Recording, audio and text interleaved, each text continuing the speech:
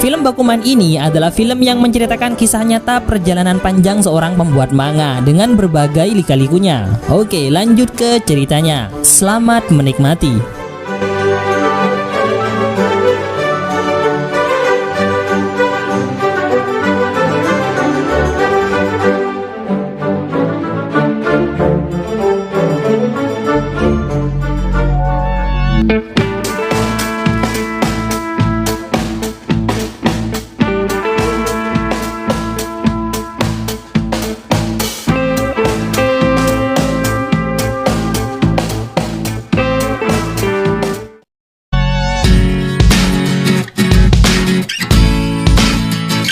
Mashiro Takagi yang letih, lelah, lesu, juga lemas gara-gara manganya tidak masuk dalam serialisasi majalah Shonen Jump sedang terpaku dengan pandangan kosong. Tiba-tiba seperti kucing menemukan ikan, Takagi mulai senyum-senyum sendiri setelah melihat kiri kanannya. Ide-ide cemerlang bermunculan dalam kepalanya. Sesegera mungkin dia minta izin kepada Mashiro untuk uzlah atau menyendiri untuk membuat storyboard atau kerangka cerita untuk manga yang baru, karena manga sebelumnya ditolak untuk serialisasi meskipun mendapatkan penghargaan Tezuka. Selanjutnya, saat Mashiro di studio, dia melihat tayangan televisi yang menampilkan Miho, gadis imut yang dia cintai. Nampaknya Miho sudah mulai melebarkan sayapnya di dunia seiyuu atau pengisi suara. Lama Mashiro menunggu storyboard dari Takagi yang berjanji akan kembali sekitar 1 mingguan. Dia pun akhirnya pergi ke tempat mangaka yang lain untuk refreshing sekaligus mempelajari gaya manga mereka. Mereka semua mempunyai karakter dan latar belakang yang berbeda sehingga berpengaruh pada manga yang mereka buat. Ada yang memang semangat membuat manga karena memang suka dan cinta kepada manga seperti Fukuda, Nakai, dan tentu saja Nizuma. Ada juga yang tidak suka sama sekali dengan manga tetapi mempunyai keahlian yang luar biasa seperti Hiramaru. Dia merupakan mantan seorang pekerja kantoran yang hidupnya terlalu santuy. Untuk membuat 1 chapter saja dia harus dibujuk dan dirayu oleh editornya. Tetapi tetap saja karyanya tidak bisa dipandang sebelah mata. Beberapa waktu pun berlalu dan tiba-tiba orang yang ditunggu-tunggu akhirnya muncul juga. Takagi datang dengan membawa sejuta harapan. Di tangannya sudah ada storyboard yang siap untuk digarap. Judulnya adalah Dunia dengan Kecerdasan dan Uang, yang akan menceritakan tentang kecerdasan yang bisa dibeli dengan uang, di mana tokoh utamanya adalah anak SMA yang biasa-biasa saja. Padahal selama ini yang masuk ke Jump adalah seorang tokoh yang overpower. Tapi Takagi ingin memberikan nuansa yang berbeda yang disesuaikan dengan gaya manga mereka sendiri. Dan mulailah mereka menggarap manga kedua dengan sangat teliti dan semangat yang besar.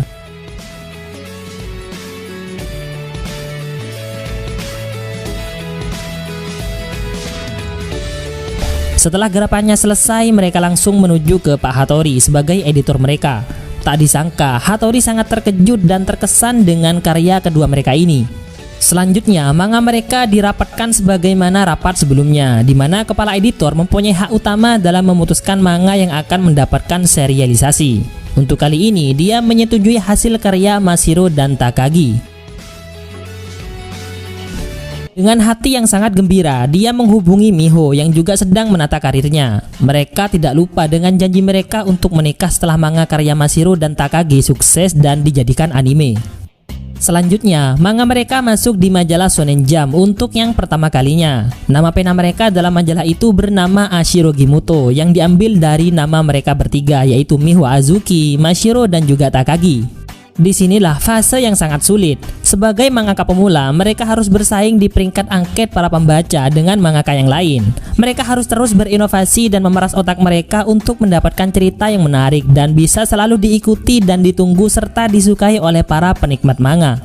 Angket itu akan selalu berubah tiap minggunya, tergantung para pembaca, karena majalah Shonen Jump ini terbit tiap minggu. Jika sampai peringkatnya jatuh hingga ke angka 10 bahkan lebih, maka setiap mangaka harus siap-siap hengkang dari serialisasi. Pada awalnya Mashiro dan Takagi digadang-gadang akan menyaingi Nizuma, tetapi tiap minggunya peringkat mereka semakin menurun dan tertinggal jauh dengan manga Nizuma yang berjudul Crow. Setelah beberapa minggu serialisasi, mereka akhirnya sangat kelelahan. Selain terus memeras otak dan tenaga untuk memikirkan lanjutan cerita manganya, mereka juga tertekan dengan peringkat mereka yang semakin menurun. Ini adalah fase yang sama dengan yang dialami oleh paman Mashiro, yaitu Taro Kawaguchi, hingga menyebabkan dia meninggal dunia. Rasa lelah itu juga membuat mereka cekcok dan marah-marah gak jelas.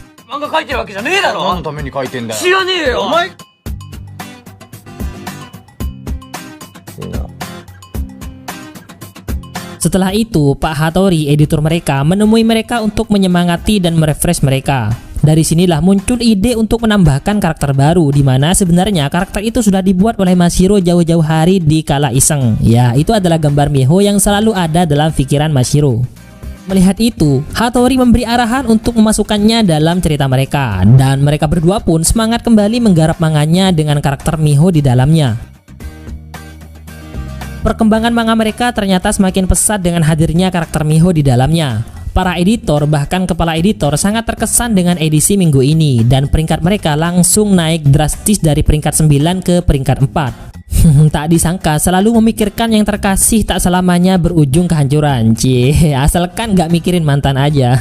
Cover bagian depan majalah pun diawali dengan gambar manga dari Mashiro dan Takagi. Para pembaca sangat antusias membaca manga karangan Takagi dan Mashiro ini. Di minggu selanjutnya, peringkat mereka sama dengan Nizuma, yaitu sama-sama di peringkat 2, karena jumlah angket untuk mereka jumlahnya sama. Dari sini, Mashiro dan Takagi semakin bekerja keras membuat manga mereka, bahkan hingga gak tidur beberapa hari. Dari sinilah Mashiro mengalami apa yang seperti pamannya dulu alami. Dia tiba-tiba kencing darah lalu ambruk tak sadarkan diri. Akhirnya dia pun dilarikan ke rumah sakit. Di sana dia mengalami sakit hati, maksudnya menurunnya fungsi hati atau sakit liver. Dia dijaga oleh Takagi. Selang beberapa waktu, Pak Kepala Editor dan Pak Hattori datang untuk menjenguk. Kepala Editor menyampaikan sesuatu yang sangat menyakitkan bagi Mashiro dan Takagi. Serialisasi manga mereka akan hiatus hingga mereka lulus SMA. Bukan tanpa alasan, ini juga dilakukan demi kebaikan bersama. Kepala editor jadi teringat tentang kematian paman Mashiro, yaitu Taro Kawaguchi, yang mengalami hal yang sama seperti Mashiro saat ini sebelum akhirnya dia meninggal dunia. Padahal untuk serial selanjutnya, manga mereka akan mendapatkan halaman berwarna, yang artinya manga mereka semakin mendekati kesuksesan. Tetapi hal itu terpaksa harus ditunda dulu. Perasaan sedih, marah, dan yang sebangsa dengan itu menyatu padu dalam diri Mashiro dan Takagi. Ya, apa boleh buat. Beberapa hari kemudian Miho datang untuk menjenguk Mashiro. Jadi salting dia, kedatangan orang spesial dalam hidupnya. Pelan namun pasti, kedatangan Miho membuat Mashiro berbunga-bunga. Dia juga menyadari bahwa latar belakang di manganya itu adalah sekolahnya, dan karakter cewek di manganya itu adalah Miho itu sendiri. Dan yang menyakitkan lagi bagi Mashiro adalah perusahaan tempat Miho bernaung melarang mereka untuk berhubungan karena mereka tahu bahwa Mashiro dan Miho menjalani hubungan yang spesial, dan itu akan menghambat perjalanan karir Miho. Tapi janjinya Miho untuk mengisi suara di manganya Mashiro yang kelak akan menjadi anime tetap berlanjut, dan Miho berharap manganya cepat diadaptasi menjadi anime. Malam hari, Mashiro tidak bisa tidur, pikirannya hanya ingin menyelesaikan manga. Akhirnya, dia memutuskan untuk pergi dari rumah sakit itu untuk melanjutkan manganya. Tekadnya sudah kotak, bersama Takagi, dia mulai menggambar. Selang beberapa waktu, Hattori, Fukuda, dan juga Hiramaru datang ke tempat Mashiro yang mengetahui dia sudah tidak ada lagi di rumah sakit. Melihat perjuangan Mashiro yang sangat gigih dan mantap, membuat Fukuda tertarik untuk membantunya menyelesaikan serial manganya untuk minggu ini. Meskipun mereka sudah dihiatuskan dan lagi waktunya sudah sangat mepet, tapi mereka tetap berusaha. Tak hanya itu, Fukuda juga menghubungi Nakai yang sudah pulang kampung karena serialisasi manganya sudah dihentikan. Dan tak lama, Nakai akhirnya sampai di sana dan dia langsung mengomandoi mereka semua untuk mengerjakan manga dunia dan kecerdasan milik Mashiro dan Takagi.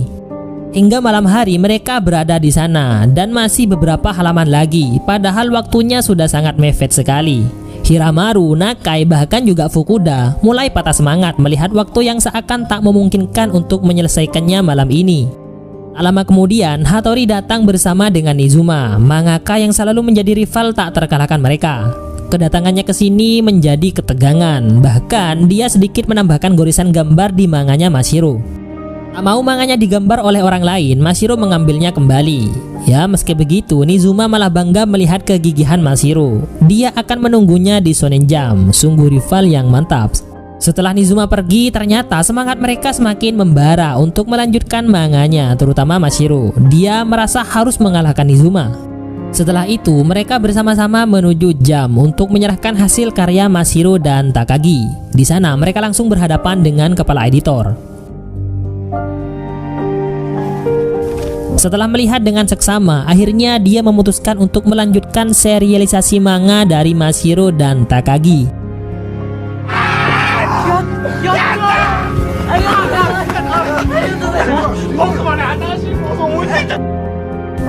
Selanjutnya pada minggu itu, peringkat mereka mengalahkan Nizuma. Mereka mendapatkan peringkat 1, sementara Nizuma berada di nomor 2.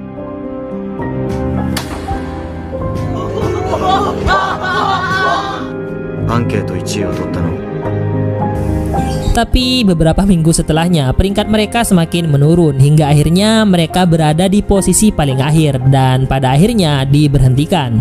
Tapi mereka bangga pernah mendapatkan peringkat 1 dan mengalahkan Nizuma Eiji meski hanya 1 kali. Bersamaan dengan itu mereka juga akhirnya lulus dari SMA, di mana pada hari kelulusan mereka tidak mengikuti acaranya. Kenangan mereka saat SMA hanyalah pada saat tidur di kelas. Selama ini mereka sibuk membuat manga. Di akhir cerita, setelah lulus dari SMA, mereka semakin produktif membuat manga. Dan dari sinilah muncul berbagai manga yang nantinya akan membuat nama mereka melambung tinggi. Banyak manga karangan mereka yang nantinya akan diadaptasi menjadi anime, bahkan menjadi live action. Memang sesuatu yang ditekuni akan membuahkan hasil yang mantap. Meskipun susah di awal, namun pada akhirnya itulah yang akan membuatnya menjadi pengalaman terindah sepanjang masa yang akan selalu dikenang hingga akhir hayat. Kesuksesan tidak lepas dari proses yang panjang.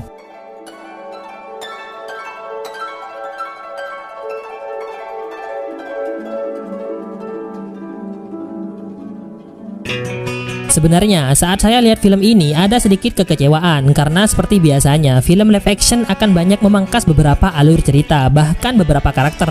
Tapi memang tidak bisa dipungkiri untuk menyamakan persis dengan animenya merupakan hal yang cukup sulit. Belum lagi durasi waktu yang harus disesuaikan. Ada karakter yang sangat saya suka dalam animenya tidak dimasukkan dalam live action ini, yaitu Kaya Miyoshi, seorang yang sangat periang, sahabat dari Miho Azuki yang nantinya akan menjadi istri dari Takagi. Dia adalah karakter yang seharusnya ada. Kenapa? Karena sebagian kesuksesan Ashiro Gimoto adalah berkat jasanya. Dia yang selalu membantu mereka saat kesulitan. Bahkan saat mereka berdua bertengkar, Kaya inilah yang mendamaikan mereka berdua. Dan yang paling ditunggu juga sebenarnya adalah saat Miho benar-benar menjadi pengisi suara di anime yang diadaptasi dari manga karangan Mashiro dan Takagi hingga mereka akhirnya menikah.